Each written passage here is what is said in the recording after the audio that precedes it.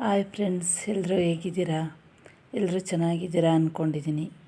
ರೇವಾಂಬಿಕಾ ವ್ಲಾಗ್ಗೆ ಸ್ವಾಗತ. ನಾನು ಈಗ ಮಾವಿನಕಾಯಿನಲ್ಲಿ ತೊಕ್ಕು ಮಾಡೋದನ್ನ ಹೇಳ್ಕೊಡ್ತೀನಿ.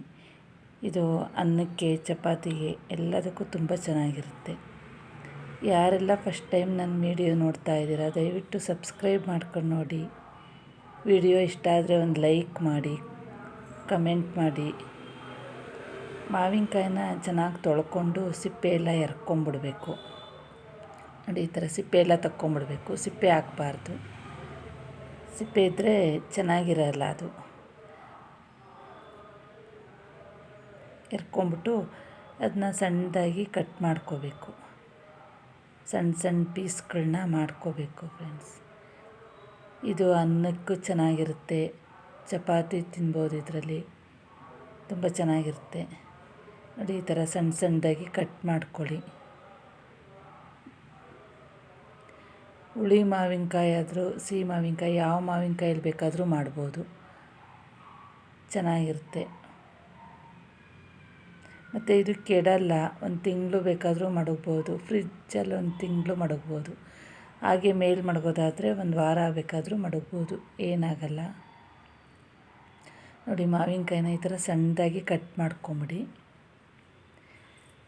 ಸಣ್ಣ ಸಣ್ಣ ಪೀಸ್ ಮಾಡ್ಕೊಳ್ಳಿ. ತುರ್ಕೋಬೋದು.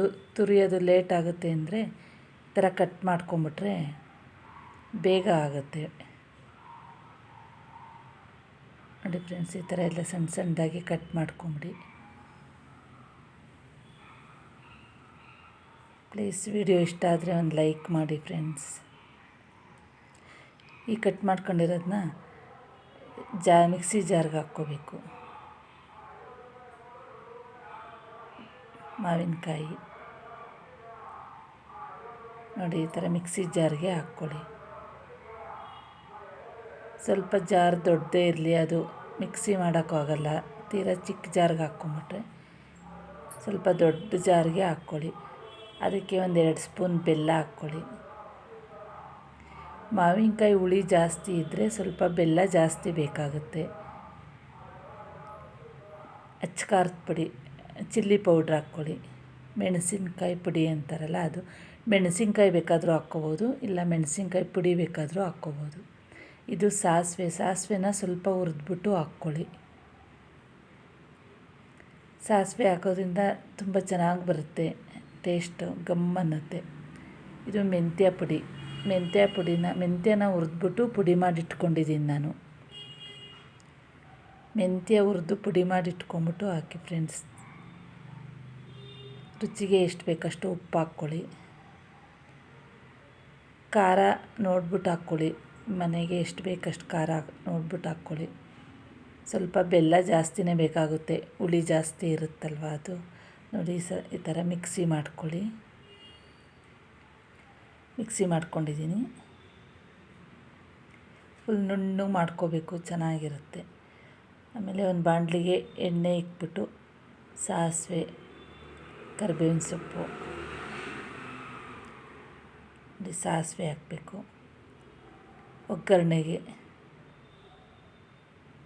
ಕರಿಬೇವಿನ ಸೊಪ್ಪು ಸ್ವಲ್ಪ,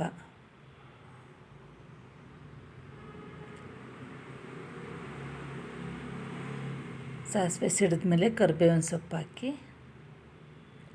ಎಣ್ಣೆ ಸ್ವಲ್ಪ ಜಾಸ್ತಿನೇ ಬೇಕಾಗುತ್ತೆ. ಆಮೇಲೆ ಮಿಕ್ಸಿ ಮಾಡಿರುತ್ತೆ ಈ ಮಾವಿನಕಾಯಿದು ಜಾರಲ್ಲಿರೋದನ್ನೆಲ್ಲ ಹಾಕ್ಬಿಡಿ.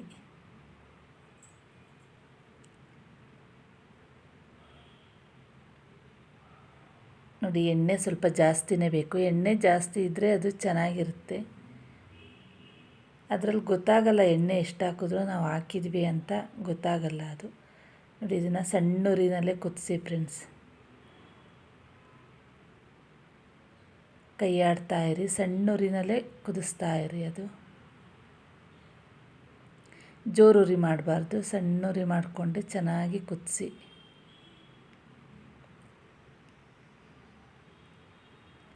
ನೋಡಿ, ಅದು ಎಣ್ಣೆ ಎಲ್ಲ ಹೀರ್ಕೊಳುತ್ತೆ.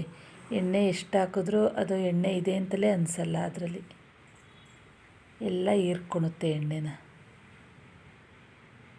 ನೋಡಿ, ಕುದೀತಾ ಇದೆ, ಸಣ್ಣೂರಿನಲ್ಲಿ ಕುದಿಸಿ ಫ್ರೆಂಡ್ಸ್. ಆಗಾಗ್ಗೆ ಕೈ ಆಡ್ತಾ ಇರಿ, ಇಲ್ಲಾಂದರೆ ತಳ ಹಿಡಿದು ಬಿಡುತ್ತೆ. ಆಗಾಗ್ಗೆ ಈ ಥರ ಕೈ ಆಡ್ತಾ ಇರಿ ಫ್ರೆಂಡ್ಸ್. ಮಾಡಿ ನೋಡಿ ಫ್ರೆಂಡ್ಸ್, ತುಂಬ ಚೆನ್ನಾಗಿರುತ್ತೆ ಇದು. ಚಪಾತಿಗಂತೂ ಒಳ್ಳೆ ಕಾಂಬಿನೇಷನ್.